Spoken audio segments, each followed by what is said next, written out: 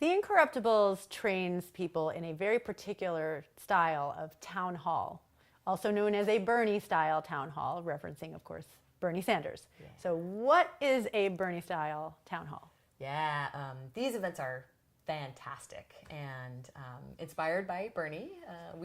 This is part of our Raising Small Dollar Donations workshop. Mm-hmm. So what we do is we help people understand how, and I think this is a large part of how Bernie became Bernie.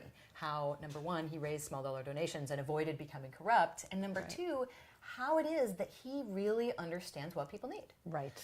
And of course, those go hand in hand. Yes. And very simply, the Bernie-style town hall is where you go to a specific group of people. Right. And that's part of how it's different from a regular town hall. In a regular town hall, the candidate says, come to me, I will be in the center of town. Right.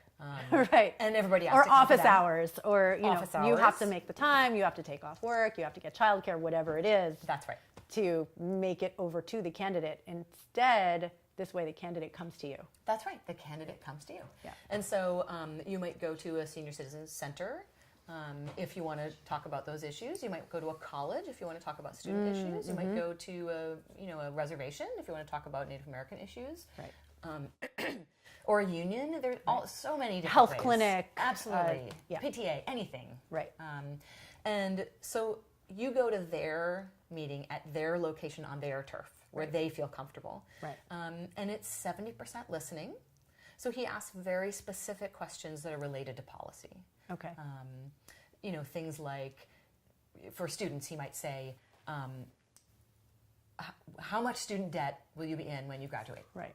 Right. So really specific questions. Right. And he always asks questions with storytelling. So he says, tell me about, how do you expect to get a job? And if you can't get a job, what do you think might happen?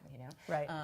That's not a great example. Or what are the biggest obstacles for you in getting a job, or in getting to work, or what are the biggest challenges that you face with? I already mentioned this, but childcare. I mean, that is a big issue, and it is something that folks really struggle with in terms of figuring out how they are going to provide for their families.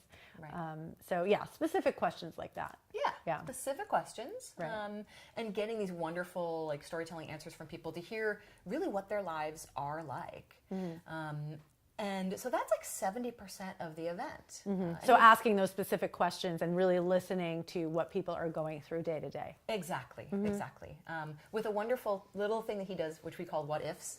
And he'll say things like, what if I told you that we could reduce the price of prescription drugs by half? Right.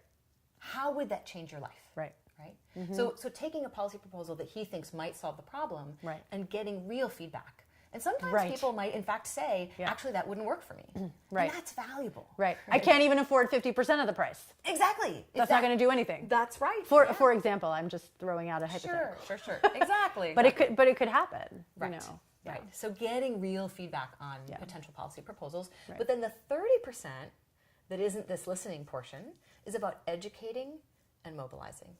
And that part of it is really this wonderful opportunity, not just to get volunteers and donors, but to help people understand why policies they want are not passing. Mm-hmm. What is the reality of what's happening in your city?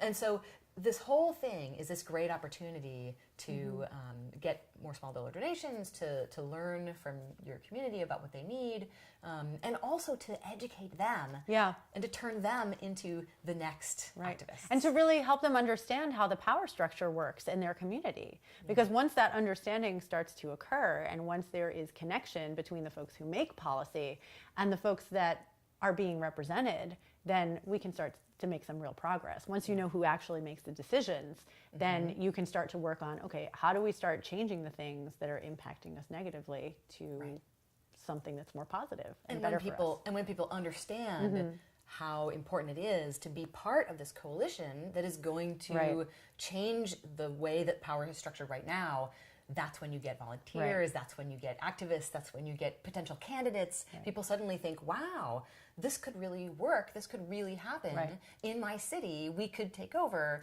and they get really excited. So the town halls accomplish a lot of objectives. A lot of objectives. Because you're listening to folks, figuring out what are the things that they need and how to best represent them. You're educating them in terms of, okay, this is how policy is working and this is why things are the way they are. You're also helping to grow your coalition. You're helping to determine who might be good candidates for the future.